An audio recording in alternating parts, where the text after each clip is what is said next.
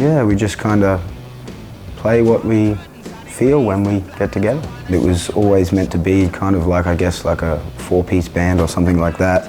I booked a show at the 100 Club. I figured that if I wasn't able to put a band together, I'd just do an acoustic set. And I started looking for a band, and I walked into the drum shop 2 days before the gig, so I kind of left it, I guess, till pretty last minute. Yeah. That's the kind of guy you are. Yeah. We had a pint, we had a jam, and Mikey recorded the songs. I didn't quite remember the names of the songs, but I'd played them. Still don't, actually. You originally hated the name, didn't you? I hate it to this day. No.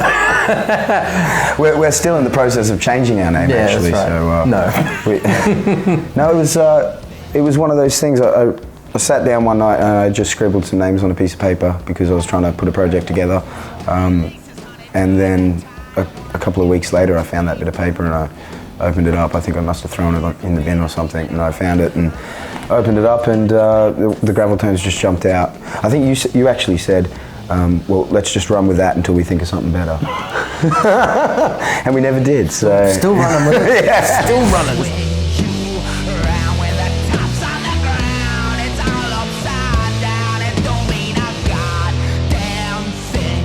Being on the road, you know, you're free, you're somewhere new every day.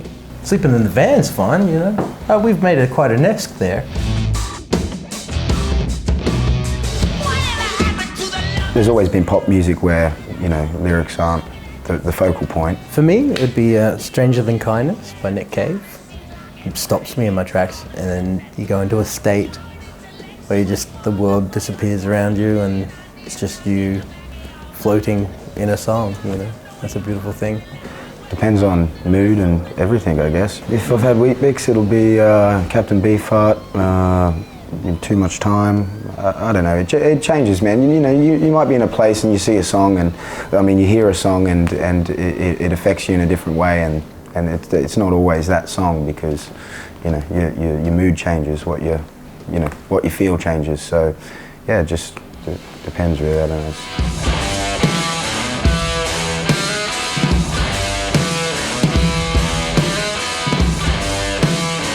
Yeah, we're constantly changing. It's a game of chess, isn't it, between you and the audience?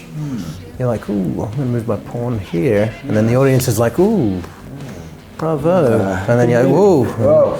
I think the more rural you go, and more far away from a city, people are more likely to open up a little bit more and kind of go a little bit more crazy, which is kind of what we like. You know, they're a little bit more relaxed. They got, you know. Yeah, well, I guess these days with social media, it's a pretty much instant connection with people who like your page or who follow you on Instagram or whatnot. For what we do, and to keep a kind of modern, old school thing, there's so many more platforms. Just the internet, that's exciting.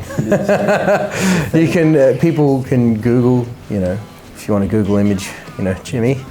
Which I'm sure that happens quite a lot. Jimmy O, Graveltones.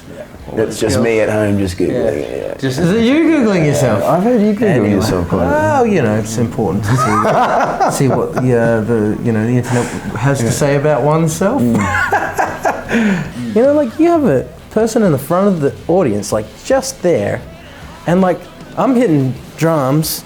And like, man, like those sticks, if they fly out, like they are going in straight into somebody's eye socket. Yeah. It scares the hell out of me.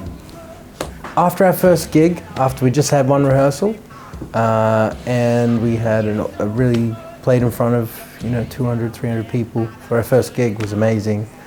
And then just to have just that long clap after the set, you know, like people clapping, like, yeah, what was? It never happened to me before. I was just like, oh, I was just gonna do one gig with the guy and then like move on and play reggae or something like that.